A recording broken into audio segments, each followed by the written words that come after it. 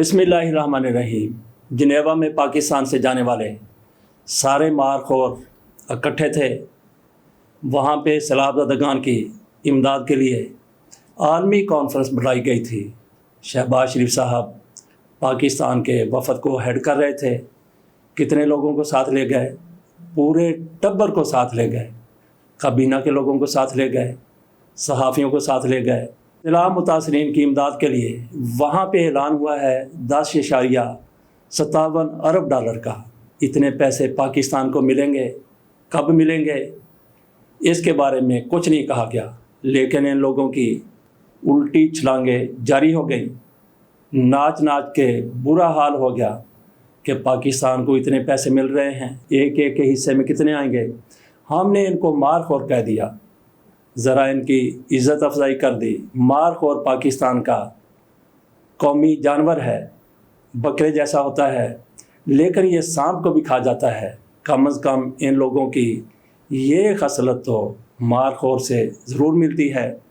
वैसे एक एक के किरदार को देखा जाए तो इनको अगर हराम खोर कहा जाए तो ज़्यादा बेहतर है। ये सारे के सारे क्यों वहाँ पे चले गए? आपने देखा होगा देहात में जब कोई जानवर मर जाता है, कोई बैल, गाय, बछड़ा वगैरह, हत्ता कि गधा और घोड़ा वगैरह, तो उसको बाहर खेतों में फेंक दिया जाता है। वहाँ पे जानवर उसको आके भंभोड़ने लगते हैं, उसको चीर फाड़ शुरू कर देते हैं उसकी, और ये जानवर उसका गोश्त नोच कर ले जाते हैं।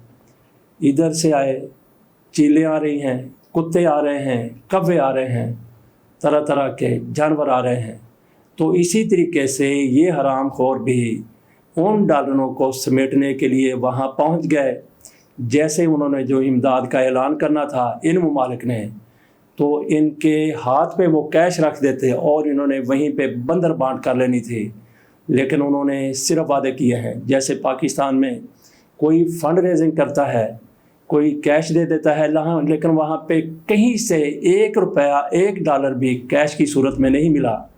लेकिन यहाँ पे डोनर कॉन्फ्रेंसेस होती हैं, वहाँ पे लोग कैश भी दे देते हैं, चेक भी दे देते हैं, और कई वहाँ पे ऐलान कर देते हैं कि हम इतना पैसा देंगे, इतना डोनेट करेंगे।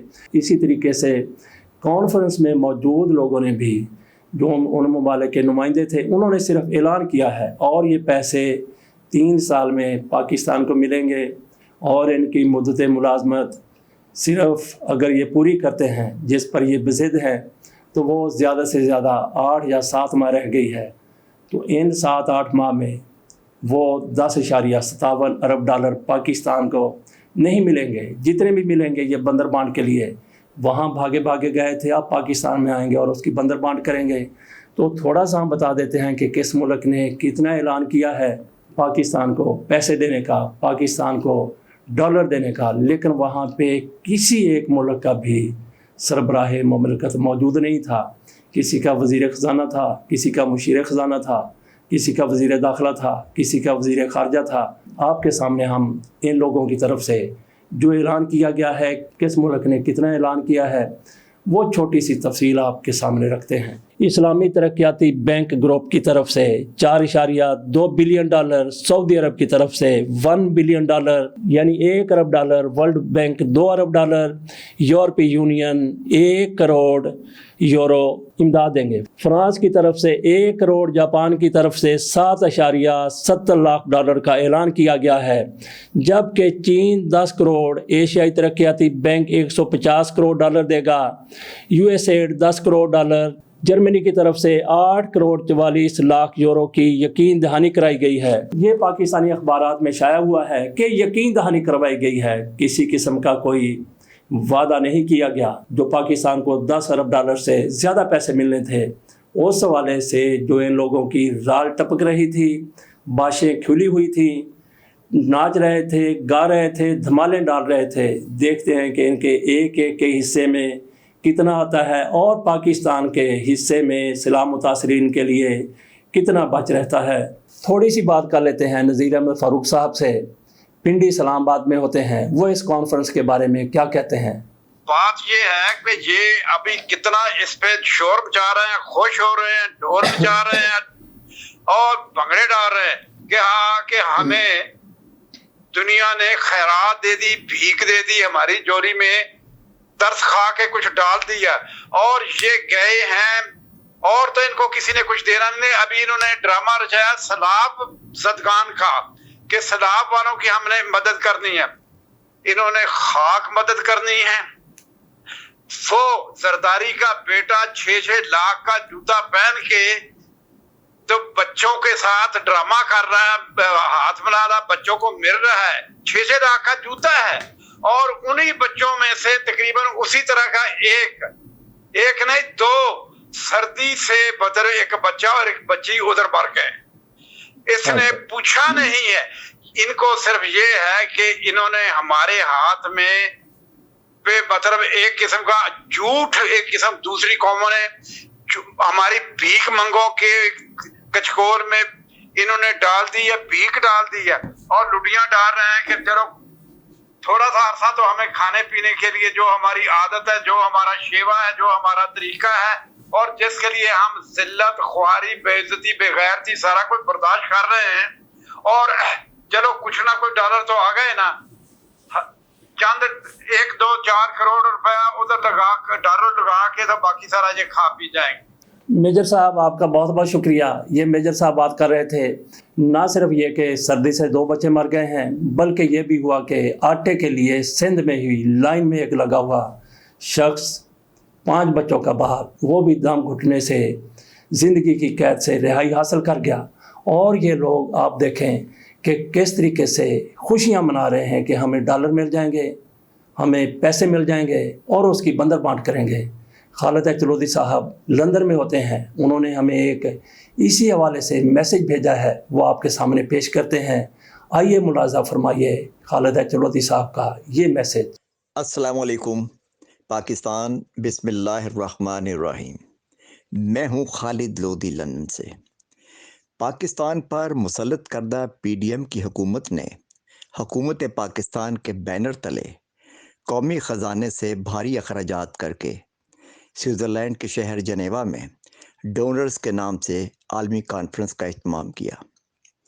پاکستان سے قوم کو نامنظور حکومت کے وزیر اعظم میاں شہباز شریف اور زیر تربیت وزیر خارجہ بلاول زرداری لگ بھگ 50 کے قریب صحافیوں کے ایک گروپ اور دیگر بیوروکریٹس کی جماعت لے کر اس کانفرنس میں شریک ہوئے۔ عالمی سطح پر ہونے والی اس طرح کی کانفرنسوں میں عام طور پر سربراہان مملکت شریک ہوا کرتے ہیں یا پھر اعلیٰ سطح کے حکومتی افسران شرکت کرتے ہیں۔ جنیوا کی اس کانفرنس میں کوئی قابل ذکر سربراہ حکومت شریک نہیں ہوا۔ حکومتوں کے درمیانی سطح کے افسران نے شرکت کی، جن میں سینئر افسران نے شرکت تو کی مگر مختصر وقت کے لیے۔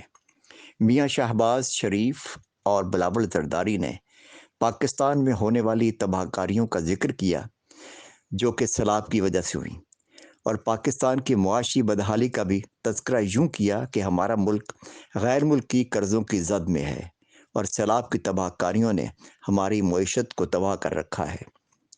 یقیناً جونیئر لیول کے افسران نے اس کانفرنس کی تمام تر کارروائی سے قبل پاکستان میں حکومت کی تبدیلی اور اعلیٰ سطح کی کرپشن کے بارے میں پاکستان میں اپنی سفارتی مشنوں سے بھرپور آگاہی حاصل کر رکھی تھی۔ حتیٰ کہ ان لوگوں کو یہ بھی معلوم ہے کہ پاکستان میں عوامی نمائندے کس طرح بکتے ہیں اور اسمبلی میں جوڑ توڑ کیسے ہوتا ہے۔ پوری دنیا اب جان چکی ہے کہ پاکستان میں کس لیول کی کرپشن ہے، اور پھر اس کرپشن کی وجہ کیا ہے، کون کون اس کرپشن میں ملوث ہے۔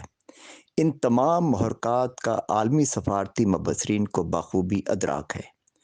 مختصر یہ کہ اس کانفرنس میں لگ بھگ $10 بلین کی امداد فراہم کرنے کا وعدہ ہوا ہے، جس کی تفصیل کچھ اس طرح سے ہے۔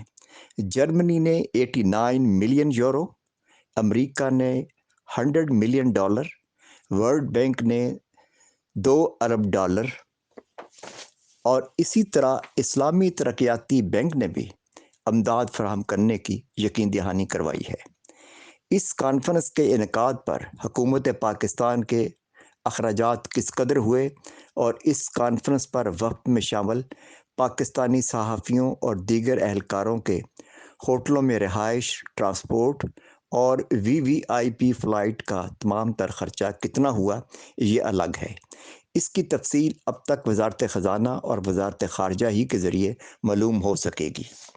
جنیوا میں ہونے والی اس کانفرنس کا انتہائی دلچسپ پہلو یہ ہے کہ اس کانفرنس میں مدعو کیے گئے کئی ممالک کے معاشی ماہرین نے غیر رسمی گفتگو کے دوران اس امر کا تذکرہ کیا کہ پاکستان کی اعلیٰ شخصیات اور سیاستدانوں نے جو دولت پاکستان سے باہر غیر ملکی بینکوں میں جمع کر رکھی ہے، اگر پاکستان کی موجودہ معاشی بحرانی صورتحال کے پیش نظر یہ دولت واپس پاکستان کے قومی خزانے میں بے شک جمع نہ کروائی جائے، بلکہ یہ دولت پاکستان کے بینکوں میں واپس لے جا کر جمع کر دی جائے تو پاکستان اپنی معاشی مشکلات پر نہ صرف قابو پا سکتا ہے بلکہ غیر ملکی قرضے بھی ادا ہو سکتے ہیں۔